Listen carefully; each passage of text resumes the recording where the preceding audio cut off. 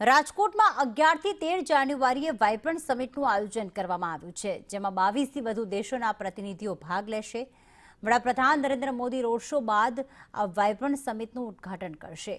Saurashtra Kutch vibrant summit માટે 6364 MOU જે છે તે કરવામાં આવશે।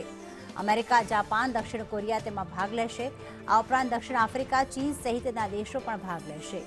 વિદેશી મહેમાનો માટે હોટેલમાં રૂમ બુક કરાયા છે। કૃષિ ઉત્પાદકો અને ઉદ્યોગકારો માટે આ મોટી તક ગણી શકાય।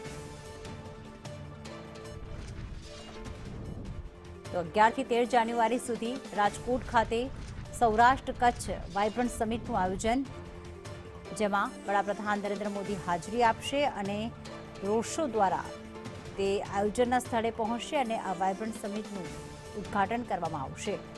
22 થી વધુ દેશોના પ્રતિનિધિઓ ભાગ લેશે, જેમાં ખાસ તો રાજકોટના કૃષિ અને ઉદ્યોગો માટે આ મોટી તક ગણી શકાય।